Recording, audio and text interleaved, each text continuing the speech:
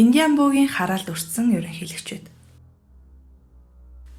Энэ хараалыг ерөнхийлөгчийн хараал, тэгээр төгссөн оны хараал, Тибаканугийн хараал гэх мэтээр олон янзаар нэрлэдэг. Учир нь 1840-с 1960 он хүртэл тэгээр төгссөн онуудад Америкийн нэгдсэн улсын ерөнхийлөгчөөр сонгогдсон хүмүүсийн үхлийн чихтэй хачин зүй тогтолтой холбоотой хараал юм. Хүн бүрэл онцгой баяр эсвэл гуниг гашуудалтай үйл явдал болсон он сар өдрийг сайн санаж байдаг. 4-р сарын 14-ний өдөр Америкчуудын тархинд хар тамга дарсан өдөр. 1865 оны 4-р сарын 14-ний өдөр Авраам Линкольн театрт жүжиг үзэх үеэрээ халдлагад өртөн толгоондоо буудаллан 2 хоногийн дараа нас барсан юм. Ерөнхийлөгчийн хараал гэгддэг зүйлээс олж амиа алдсан анхны хүн тэр байсангүй. Харамсалтай сүүлийн хэн ч бас биш. Хараалд өртсөн ерөнхийлөгчдийн анхных нь албан тушаалдаа албан ёсоор ороод яг сарын дараа нас барсан Уильям Генри Гаррисон байлаа. 1841 оны 3-р сарын 4-өөс 4-р сарын 4-ний хооронд Америкийн нэгдсэн улсын 8 дахь ерөнхийлөгчөөр ажилласан тэрээр олон тал дээр анхдагч байв. 68 настай Гаррисон Америкийн нэгдсэн улсын анхны хамгийн ахмад ерөнхийлөгч болсон юм. Харин түүнээс хойш 140 жилийн дараа түүнээс насаар ах Рональд Рейган ерөнхийлөгч болж байсан юм. Албан үүргээ гүйцэтгэж байхдаа таалалд өгсөн анхны ерөнхийлөгч болох Уильям Гаррисон ханиаднаас олж нас барсан ерөнхийлөгчийн хараалтай холбоотой гэж олон хүн үздэг. Тухайн үед Индианагийн амбан захирагч байсан Гаррисон 1811 онд Тибаканугийн орчимд индианчуудтай тулалдан тэднийг бут зохин үндэсний баатар болж хөгшин Тибакану гэсэн хочтой болж байжээ.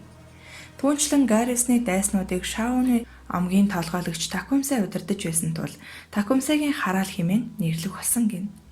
Гаррисон Америкийн уугуул иргэдийг залилж, газар нутгийг нь эзлэн авах бодлого явуулж, Тибаканы голын хүндий доших Такумсаа удирдагчийн тосгоныг булан авчээ. Тибаканууд тулалдах үеэр омгийн ахлагчийн дүү Тэнскуатава бөө алэгджээ. Тэрхүү ахлагчийн дөө зүнч мэрэгэн буу Гаррисныг харааж түүнийг засгийн эрх барьж байх хугацаанд өөхөх болно. Мөн Гаррисонтай ижил тэгээр төгссөн онд сонгогдсон дараагийн 7 үеийн ерөнхийлөгчч энэ хувь тавиланг амсах болно хэмээн хараасан гэдэг. Домог ёсоор тэгийн тоогоор төгссөн онд сонгогдсон Америкийн ерөнхийлөгч бүрт хараал хүрсэн байдаг бөгөөд тэд өөрийн бүрэн эрхийн хугацааг дуусгахаас өмнө нас барах буюу эсвэл алагдах болно гэлцдэг байв.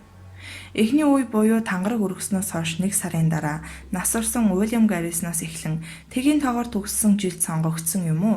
Дахин сонгогдсон Америкийн нэгдсэн улсын бусад бүх ерөнхийлөгч нар албан тушаалаа хашиж байхдаа нас барсан байна. Жам ёсороо нас барах юм уу? Эсвэл алуурчны гарт амиа алдаж байжээ. Эндээс л ерөнхийлөгчийн хараал эхэлсэн түүхтэй хэмээн үздэг бөгөөд тухайн үед толгойлогч Такумсаа ерөнхийлөгч Гаррисонд илгээмж явуулсан байв. Уг илгээмжинд Гаррисон хугацаагаа дуусгаж чадахгүй үхэхийн өмнө Тэнскуатава бөөг санах болно хэмээн өгүүлсэн байж. Түүнээс хойш 20 жилийн дараа сонгогдсон агуу удирдагч бүр үхэн. Удирдагч үхэх бүрдээ манай омгийн ард түмний үхлийг санаж бай хэмээн илгээлтэнд бичсэн байсан гин. Энэ хараал биелж байгаагийн илрэл гэлтэй Гаррисон 1840 онд, Линкольн 1860, Гарфилд 1880, Маккинли 1900 онд алагдсан бол 1920 онд Гардинг, 1940 онд Рузвельт таалал төгсөж байлаа. Харин ерөнхийлөгчийн хараал үүссэн өөр нэгэн хувилбараар цагаан арснууд Шинандао голын хүндийд байх үржил шимтэй газраар Шауны омгийнхныг зайлуулахар шийтгэд агуу удирдагч Такумсаа Шауны омгийнхныг багтаасан Алгонкины холбооны бослохыг толгойлж байжээ. 1813 онд Такумсаа ирээдүйн дэд ерөнхийлөгч хурандаа Ричард Джонсны гарт амиа алджээ. Удирдагч амиа алдаж овг аймаг нь ч мөхөх үед тэргүүн бөө эд шидийн хүчинд хандсан гэдэг. Индианчуудын хийсэн хараал 1963 он хүртэл үргэлжилсэн гэж ярьцгаадаг. Тухайн үед 1960 онд сонгогдсон ерөнхийлөгч Кеннеди Далласт будулсан юм. Гэхдээ ийм азгүй тохиолоос Рональд Рейган, Том Жорж Буш нар зайлсхийж чаджээ. Тбилист Бушийг алах оролдлого гарч байсан бол харин Рейган нэлээд хүнд шархтаж байсан түүхтэй. Рейганыг буудсан сум уушгинд хүрсэн бөгөөд азар эмнэлэг хөвчсөн зун төрсөн Рейган амьд үлдсэн. Хэрв 100 жилийн өмнө байсан бол нэг их удалгүй амиа алдахаар тийм л шарх авсан гэсэн үг. Энэ үеэс л хойш Америкийн ерөнхийлөгчид сум, өвчин аль альнаас нь олж суудлаасаа буугаагүй байхдаа нөгөө ертөнц рүү одчихоогүй нь Индианы удирдагч бөөгийн хараал үйлчлэхээ болж гэсэн дүгнэлтэнд хүргэсэн байна. Үүнээс гадна ерөнхийлөгчийн хараал нь уугуул Америкчууд болон масончууд цөөнгүй байсан Америкийн ерөнхийлөгчдийн хоорондын цорын ганц онцгой мэт холбоо биш юм. Олны дунд тархсан аман яриагаар нэгэн масон эрийг Индианы удирдагч аварсан гэж үгэлдэг. Ингээд түүнийг аварч зан үйл хийсний дараа түүнд бөө болох санал тавьжээ. Угсаадан зүүчдийн баталгаар тухайн үед хойд Америкийн индианчуудын дунд бөө уламжлагддаг албан тушаал биш. Харин ямар ч агуу хүн бөө болох боломжтой сонгуульт албан тушаал мэт байсан гэдэг. Түүнчлэн масоны зан үйл индианыхантай адил төстэй байдгийг олон зүйл гэрчлэхийн зэрэгцээ. Уугуул Америкчуудад жинхэнэ масоны бэлэг тэмдэг масоны домог байдаг нь гайхалтай. Зарим түүхчид энэхүү адил төстэй талыг санамсаргүй зүйл биш хэмээн тайлбарладаг. 1832 онд Ялийн их сургууль буюу Гавлын яс нэртэй оюутны нууц нийгэмлэг үүссэн юм. Сонирхолтой нь энэ нийгэмлэгт Бушийн гэр бүлийн 3 үе байсан. Тэдгээрээс 2 нь Америкийн нэгдсэн улсын ерөнхийлөгч болсон.